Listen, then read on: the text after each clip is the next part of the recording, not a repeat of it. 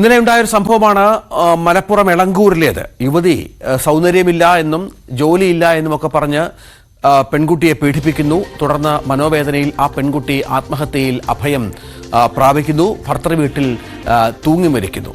ഈ സംഭവത്തിൽ ഇന്നലെ തന്നെ ഭർത്താവ് പ്രബിനെ പോലീസ് കസ്റ്റഡിയിലെടുത്തിരുന്നു. ഇയാളുടെ അറസ്റ്റ് രേഖപ്പെടുത്തിയിട്ടുണ്ട്. ഇയാളെ ഇന്ന് കോടതിയിൽ ഹാജരാക്കും എന്നുള്ളതാണ് ഏറ്റവും പ്രധാനപ്പെട്ട വിവരം. പ്രബിനെതിരെ ആത്മഹത്യാ പ്രേരണ, ഗാർഹിക പീഡനം തുടങ്ങിയ വകുപ്പുകൾ കൂടി ചുമത്തും എന്നുള്ള വിവരം കൂടി ചുമത്തിയേക്കുമെന്നാണ് നമുക്ക് ലഭിക്കുന്ന വിവരം. വിഷ്ണുജയ്ക്ക് സൗന്ദര്യം കുറവെന്നും പറഞ്ഞ് ഭർത്താവ് പീഡിപ്പിച്ചിരുന്നുവെന്ന് കുടുംബം ആരോപിച്ചിരുന്നു. ഇന്നലെ അമ്മാവനും അച്ഛനുമൊക്കെ പിതാവുമൊക്കെ നമ്മളോട് സംസാരിച്ചതാണ്. ഏറെ ദുഃഖത്തോടുകൂടി അവരുടെ മകൾ അനുഭവിച്ച പ്രശ്നം.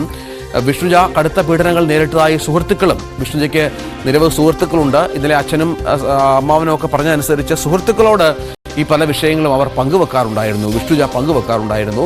സുഹൃത്തുക്കൾ ചിലർ അത് വളരെ കൃത്യമായി പറയുന്നുമുണ്ട്. വലിയ പീഡനമാണ് ഭർത്തൃ വീട്ടിൽ വിഷ്ണുജ നേരിട്ടത് എന്നാണ് പറയുന്നത്. സുഹൃത്തുക്കളുടെ വാക്കിലേക്ക്. അയാൾ അവളെ ഭയങ്കരമായിട്ട് ഉപദ്രവിക്കുകയായിരുന്നു.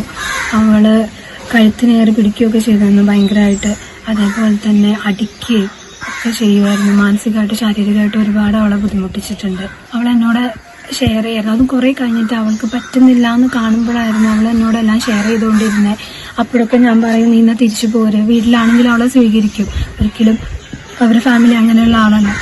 അപ്പൊ ഞാൻ പറഞ്ഞു, അല്ലെങ്കിൽ നീ നമുക്ക് റെഡിയാക്കാം, ജോലിയല്ലേ, അവർക്ക് ജോലി ഇല്ല എന്നുള്ളതിൻ്റെ ഒരു ബുദ്ധിമുട്ടുണ്ടായിരുന്നു. ജോലി കിട്ടിയിട്ട് എല്ലാം ശരിയാവുമല്ലോ. കാരണം പ്രായമായിട്ടുള്ള അച്ഛനും അമ്മയൊക്കെയാണ്, അവരെ നോക്കാൻ ഇനി വേറെ 3 പെൺമക്കളാണുള്ളത്. അവള് ജോലിയായിട്ട് ഞാൻ ഇതെല്ലാം നിർത്തി പോരും എന്നുള്ള രീതിയിലൊക്കെ പറയായിരുന്നു. പിന്നെ വേറൊരിതുണ്ട്,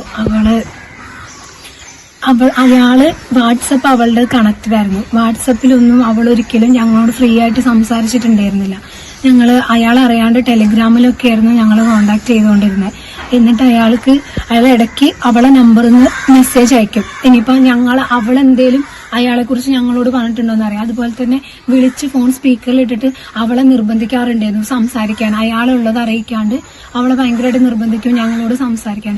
പക്ഷെ അവള് നേരത്തെ പറഞ്ഞു വെക്കും ഇങ്ങനെയൊക്കെ ചെയ്യും. അവൾ ഫോണിൽ പോലും അവൾക്ക് ശരിക്കും ഒന്ന് ഷെയർ ചെയ്യാം, അവളെ അവസ്ഥ ഷെയർ ചെയ്യാൻ അവൾക്ക് അധികം പറ്റുന്നുണ്ടായിരുന്നില്ല. ഇയാളിങ്ങനെ ഫോണ് കണക്റ്റഡ് ആക്കി വെച്ചിട്ടുണ്ട്. അതുപോലെ അവളെ ഫോണ് അയാൾ ഇടയ്ക്കിടയ്ക്ക് എടുത്ത് ചെക്ക് ചെയ്യും, മെസ്സേജസ് ചെക്ക് ചെയ്യും. അങ്ങനെയൊക്കെയായിരുന്നു അയാള്. വിഷ്ണുജയുടെ സുഹൃത്താണ്. ഇന്നലെ കുടുംബം പറഞ്ഞതുപോലെ സുഹൃത്തുക്കളോട് ഈ സങ്കടങ്ങളൊക്കെ പങ്കുവെക്കാറുണ്ടായിരുന്നു. കുടുംബത്തോട്, പ്രത്യേകിച്ചും പ്രായമായ മാതാപിതാക്കളാണ്.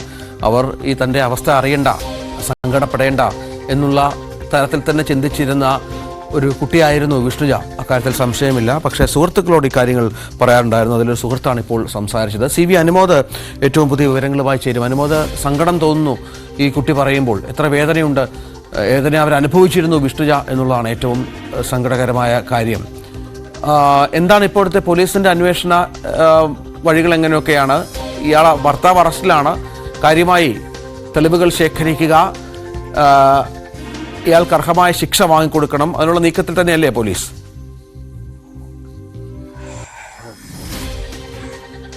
Ranjith, good morning. ഏറ്റവും സങ്കടകരമായ കാര്യം സുഹൃത്തിൻ്റെ വാക്കുകളിൽ തന്നെ ഉണ്ട്. എത്രമാത്രം വലിയ മാനസിക പീഡനങ്ങൾക്കും ശാരീരിക പീഡനങ്ങൾക്കുമാണ് ആ കുട്ടി വിധേയമായത് ഈ ഒരു 2 വർഷത്തിനുള്ളിൽ എന്നുള്ളതാണ് സങ്കടം. അതാണെങ്കിൽ പുറത്താരോടും പറയാൻ കഴിയാതെ എല്ലാം ഉള്ളിലൊതുക്കി അങ്ങനെ സ്വയം എരിഞ്ഞ് അവളങ്ങ് ഇല്ലാതെയായി എന്ന് നമുക്ക് പറയേണ്ടി വരും.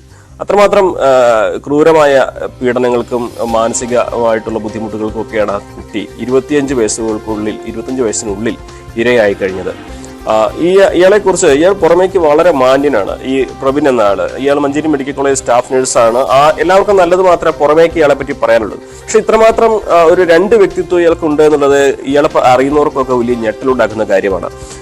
തൻ്റെ ഇഷ്ടത്തിനൊരുത്ത് നിൽക്കാത്തതിനാൽ, തനിക്ക് ഈ യുവതിയെ കല്യാണം കഴിച്ചതുകൊണ്ട് സാമ്പത്തികമായിട്ട് നേട്ടമുണ്ടാകുന്നില്ല, അവൾക്ക് ജോലിയില്ല, തുടങ്ങിയ വിവിധ കാര്യങ്ങൾ പറഞ്ഞ് ഇയാളെ ഈ മാനസികമായിട്ട് വിഷ്ണുജിയെ പീഡിപ്പിച്ചിരുന്നു, ശാരീരികമായിട്ട് ഉപദ്രവിച്ചിരുന്നു, പുറമേക്ക് എവിടെയും കൊണ്ടുപോയിരുന്നില്ല, വീട്ടിൽ അടച്ചിട്ട് അത്തരത്തിൽ ഒരാളെ മാനസികമായിട്ട് എങ്ങനെ ഇല്ലാതെയാക്കാന്നുള്ളതിന്റെ അങ്ങേയറ്റത്തെ ഉദാഹരണമായിരുന്നു പ്രവീൺ.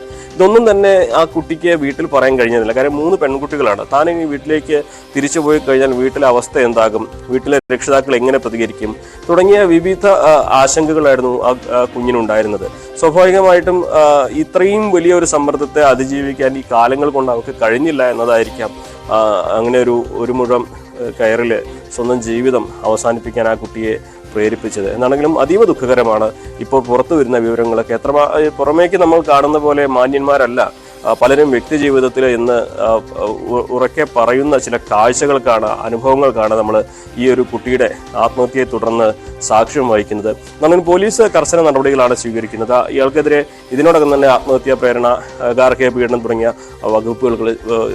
കുറ്റങ്ങൾക്കുള്ള വകുപ്പുകൾ ചുമത്തി കഴിഞ്ഞിട്ടുണ്ട്. ഇന്ന് കോടതിയിൽ ഹാജരാക്കും. ഇയാളെ റിമാൻഡ് ചെയ്യും. ജാമ്യമില്ലാത്ത വകുപ്പുകൾ തന്നെയാണ് ചുമത്തിയിട്ടുള്ളത്. ഇതിനു പുറമെ ഈ കുട്ടി അനുഭവിച്ച പീഡനങ്ങൾ, അതിന്റെ വിശദമായിട്ടുള്ള വിവരങ്ങൾ, ശാസ്ത്രീയമായ തെളിവുകൾ ശേഖരിച്ച് ഇയാളെ കൃത്യമായിട്ട് ഈ കേസിൽ പുറത്തു പോകാൻ കഴിയാത്ത രീതിയിൽ പൂട്ടാനുള്ള ശ്രമങ്ങളാണ് പോലീസിന് ഉണ്ടാവുന്നതാണ് അന്വേഷണ ഉദ്യോഗസ്ഥൻ വ്യക്തമാക്കിയത്. ഈ കുട്ടിയുടെ മൊബൈൽ ഫോണുകൾ, കുട്ടി അയച്ച സന്ദേശങ്ങൾ, മറ്റുള്ളവരോട് പറഞ്ഞ കാര്യങ്ങൾ, ഇതൊക്കെ തന്നെ ശേഖരിച്ച് ഇയാൾക്കെതിരെ കൃത്യമായ തെളിവുകൾ ശേഖരിക്കുകയാണ് പോലീസ് ഇപ്പോൾ ചെയ്യുന്നത്. എന്താണെങ്കിലും ജാമ്യമില്ലാത്ത വകുപ്പുകളാണ് ചുമത്തിയിട്ടുള്ളത്. ഇന്ന് കോടതിയിൽ ഹാജരാക്കുന്ന ഇയാളെ റിമാൻഡ് ചെയ്യുമെന്ന് തന്നെ അറിയാൻ കഴിയുന്നത്. അപ്പോഴും ഇത്രമാത്രം വലിയ പീഡനങ്ങൾ, ഇത്രമാത്രം സങ്കടങ്ങൾ ഉള്ളിലൊതുക്കി ആ കുട്ടി ഇത്രയും വർഷം, 1.5 വർഷത്തോളം കഴിയേണ്ടി വന്നു എന്നുള്ളത് മരണശേഷം മാത്രമാണ് രക്ഷിതാക്കൾക്കും മറ്റുള്ളവർക്കും അറിയാൻ കഴിഞ്ഞതെന്നാണ് ഇതിന്റെ ഏറ്റവും വലിയ ദുഃഖം. ഒരുപക്ഷെ ഇത്തരത്തിലുള്ള മരണങ്ങൾ ആവർത്തിക്കുന്നത് ഇതേ അവസ്ഥയിലൂടെ കടന്നു പോകുന്നവർക്ക് അവരുടെ ബന്ധുക്കളെയോ സുഹൃത്തുക്കളെയോ അവരുടെ രക്ഷിതാക്കളെയൊക്കെ ആശ്രയിക്കാൻ കൂടിയുള്ള ഒരു സന്ദേശം കൂടി എന്നാണ്. ഇനിയൊരു ആത്മഹത്യ ഇങ്ങനെ ഉണ്ടാകാതിരിക്കാൻ, ഇനിയൊരു ജീവൻ ഇങ്ങനെ പൊലിയാതിരിക്കാൻ ഇതേ അവസ്ഥയിലൂടെ കടന്നു പോകുന്നവരൊക്കെ അവരുടെ പ്രിയപ്പെട്ടവരെ ആശ്രയിക്കണം എന്നുള്ളൊരു കാര്യം കൂടി പോലീസ് പങ്കുവെക്കുന്നുണ്ട്. അത് നമ്മൾ ഈ ഒരു വാർത്തയുടെ ഇടയിൽ പറയുന്നു എന്ന് മാത്രം.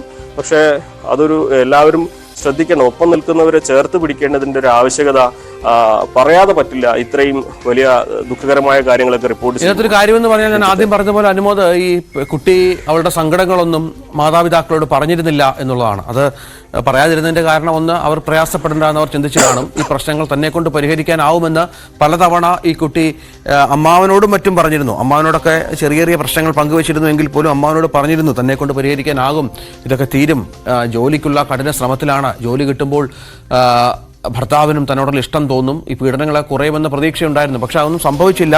ഏറ്റവും ഒടുവിൽ ഒരുപക്ഷെ ഈ പീഡനത്തിന്റെ വ്യാപ്തി വല്ലാതെ കൂടിക്കാണും. ഈ ഭർത്താവിനൊപ്പം ഈ ഭർത്താവിന്റെ വീട്ടുകാരും സ്വാഭാവികമായും ഇതിൽ പ്രതികളാകുമല്ലോ, അവരും കുറ്റക്കാരാണല്ലോ. അവരെയും പോലീസ് ചോദ്യം ചെയ്യുകയും അറസ്റ്റ് ചെയ്യാനുള്ള നീക്കങ്ങളൊക്കെ നടത്തുന്നുണ്ടോ?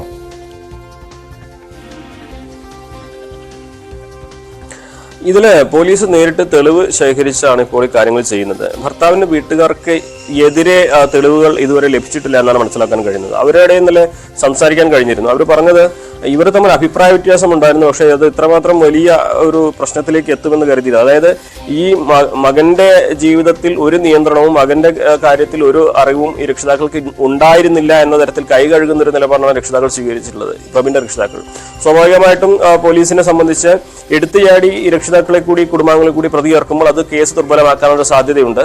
അപ്പോൾ അതുകൊണ്ട് തന്നെ കൃത്യമായ തെളിവ് ശേഖരിച്ച ശേഷമേ അത്തരം കാര്യങ്ങളിലേക്ക് നീങ്ങുമെന്ന വിലയിരുത്തലാണ് ഉദ്യോഗസ്ഥർക്കുള്ളത്.